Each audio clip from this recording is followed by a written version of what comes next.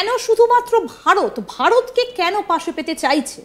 দেখো, আমি খুব সহজ ভাষায় একটা কথা বলি।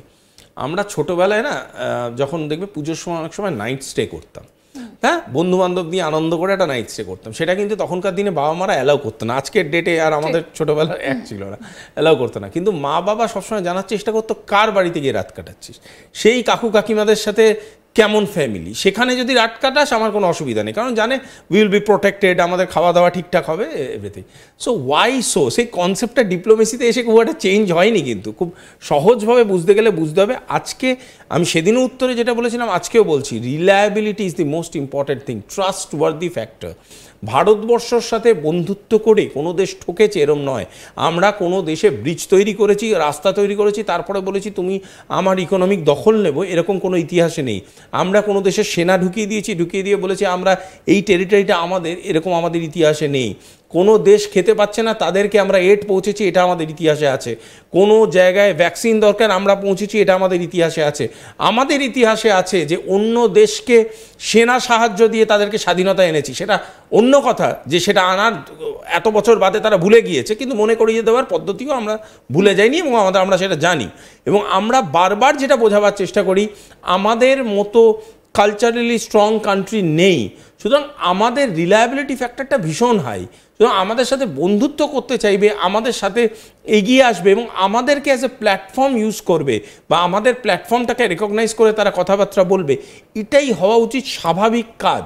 আজকের ডেটে ভেবে দেখো, এতগুলো স্পাই নেটওয়ার্কস, কথার কথা বলছি, যদি পাকিস্তানে গিয়ে এটা করতো বা বাংলাদেশে এটা গিয়ে করতো, বা এই সেম জিনিসটা আমেরিকায় কেন নয়? কারণ আমেরিকার এই যে একটা কথা বলে নেবার টলারেন্স, আমেরিকার নেবার টলারেন্স ভীষণ লো, ইন্ডিয়ার নেবার টলারেন্স কিন্তু খুব হাই।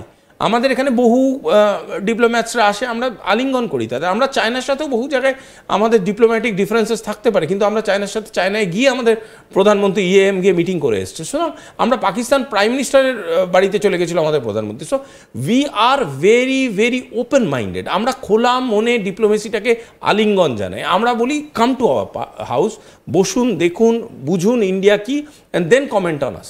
তো সেইটাকে আজকের ডেটে ওয়ার্ল্ড অর্ডার রেকগনাইজ করছে। সেখানে ওয়ার্ল্ড অর্ডার বুঝতে শুরু করেছে যে হ্যাঁ, আমাদের সময় এসে গিয়েছে যে আমরা ভারতবর্ষের কাছে গিয়ে ভারতবর্ষের সাথে নিয়ে আগামী পৃথিবীর রূপরেখা তৈরি। কিন্তু এই যে আমরা এই মুহূর্তে দেখতে পাচ্ছি যে তিনি একদম পরিষ্কার করে বাংলাদেশের কথা বলেছেন, এবং তিনি বাংলাদেশে কি চলছে, সন্ত্রাসবাদ চলছে, খিলাফতের কথাও তার মুখে আমরা বলতে শুনেছি, মাইনরিটি নিয়ে একটা সমস্যা হচ্ছে, সেগুলোও তিনি বলছেন।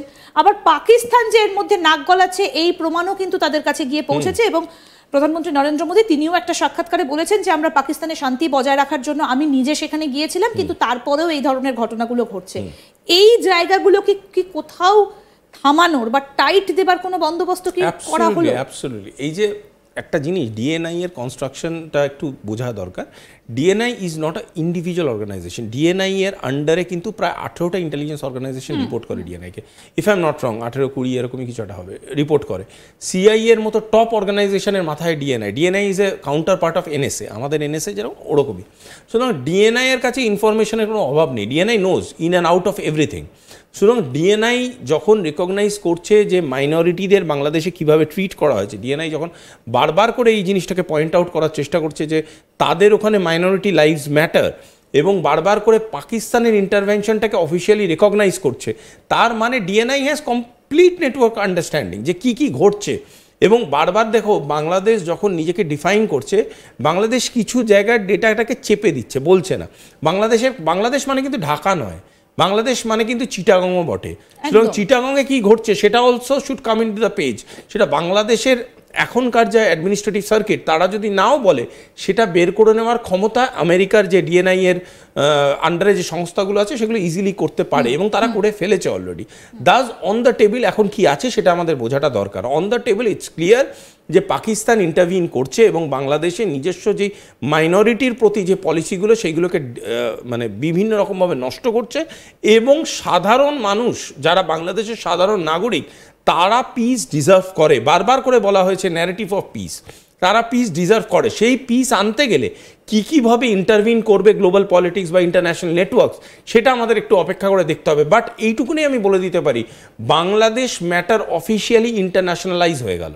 বাংলাদেশ ম্যাটারটা যেটা এতদিন ধরে ছিল India and India's never matter, বহু কিছু ছিল, বাংলাদেশ বাধ্য হলো আজকের ডেটে ম্যাডাম তুলসীর যে স্টেটমেন্টটা সেটাকে রিপ্লাই ব্যাক করতে।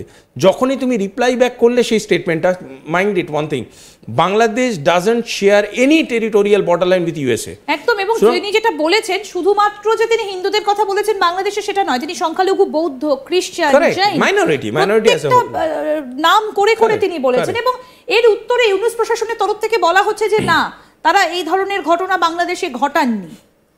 এবং অ্যান্টনিও গুতেরেস, যিনি গত 13 তারিখ বাংলাদেশে এসেছিলেন, তিনি শুধুমাত্র রোহিঙ্গা ক্যাম্প ঘুরে চলে গেছেন। এই যে ঘটনাগুলো ঘটেছে, যেটা তুলসী গাবার্ড বলছেন, যেটা গোটা বিশ্বের মানুষ বলছে, সেই দিকে কর্ণপাত করেননি। এবং ইউনাইটেড নেশনসের এই যে এইভাবে বাংলাদেশে আসা, তিনি তো প্রেসিডেন্টের সঙ্গেও দেখা করেনি, শাহাবুদ্দিনের সঙ্গেও দেখা করেনি। তাহলে এইটাকে কি তকমা দেওয়া হবে? এটা কি একটা ইন্টারন্যাশনালি আসা নাকি ব্যক্তিগত ক্ষেত্রে আসা? না না না, ব্যক্তিগত ক্ষেত্রে কোনোদিন চেয়ার মুভ করে না, মানে কোনো চেয়ার হোল্ডার। কিন্তু তাহলে কেন আসবে মোহাম্মদ ইউনূসের সাথে কথা বলতে? কারণ তার তো কোনো অস্তিত্বই নেই সংবিধানে। হ্যাঁ, কিন্তু যে আপাতত দায়িত্বে আছে না, that persons report should come. একটা জিনিস বোঝো, কোনো বড় ডিসিশন আসার আগে মাল্টি লেয়ার্ড রিপোর্টিং হয়। হু ইজ সেইং হোয়াট, কোন কোন স্তর থেকে কি কি রিপোর্টিং আসছে, কোন কোন স্তর কি কি কথা বলছে, সেই মাল্টি লেয়ার্ড রিপোর্টিং হয়। এই মাল্টি লেয়ার্ড রিপোর্টিংগুলোকে অ্যাকিউমুলেট করা হয়, তারপর টেবিলে বসা হয়, তারপরে সেগুলোর উপর রিসার্চ হয়, দেন অ্যানালিসিস হয়ে স্ট্র্যাটেজিটা তৈরি হয়। সুতরাং আজকের ডেটে দাঁড়িয়ে কে কতটা ডেটা চাপছে, একটা হয়তো আমার কাছে XYZ ডেটা আছে, সেই ডেটাটা নিয়ে যখন আমি সো কল্ড অ্যাডভাইজারের সাথে বসলাম বা ধরো প্রাইম মিনিস্টারের সাথে বসলাম, তারা তখন রেকগনাইজ করবে যে হ্যাঁ আমার কাছে এই এই ডেটা আছে। এবার যদি দেখা যায় যে 5 জায়গা থেকে ডেটা একরকম আর তুমি বসে একরকম ডেটা দিচ্ছ, তার মানেই বোঝা যায় there is a difference between statements, ন্যারেটিভের পার্থক্য আছে। তার মানে তুমি কেউ না কেউ মিথ্যা কথা না, তখন পার্টিকুলারলি ওই চেয়ারটাই মিথ্যা কথা বলছে, তার কোনো পলিটিক্যাল পারপাসে সেটা ধরা পড়ে যায়, তখন ডিসিশন নেওয়াটা অনেক সহজ হয়ে যায়। এবং সেই সময় কিন্তু আস্তে আস্তে আসছে। এবং কারণ একটা কথা বোঝার দরকার আছে, যখন এই রকম সিন্ডিকেট অলরেডি অ্যানাউন্সড হয়ে গেছে, যখন বলার দরকার পড়ছে যে ইকোনমিক করিডোরসগুলো এখন রেকটিফাইড হবে, যখন বলা হচ্ছে যে বিভিন্ন রকমভাবে সামরিক এক্সচেঞ্জ হবে, ইনফরমেশন ব্রিজিংয়ের কথা বলা হচ্ছে, এনার্জি সিনার্জির কথা বলা হয়েছে, এই যে ঘটনাগুলো যখন অলরেডি মার্কড ইন হয়ে গেছে, তার মানে একটা কথা ধরে নেওয়া একদম বলাই বাহুল্য যে Bangladesh should be very watchful from now. এই যে বাংলাদেশ ইমিডিয়েট তুলসী গাবার্ডের স্টেটমেন্টটাকে রিপ্লাই ব্যাক করলো, আমার কোথাও গিয়ে একটা মানে ডিপ্লোম্যাটিক আন্ডারস্ট্যান্ডিংয়ে মনে হয়েছে এটা অ্যানাদার হটকারী ডিসিশন, যেই ডিসিশনটা বাংলাদেশকে কিন্তু পরে রিপেন্ড করতে হবে।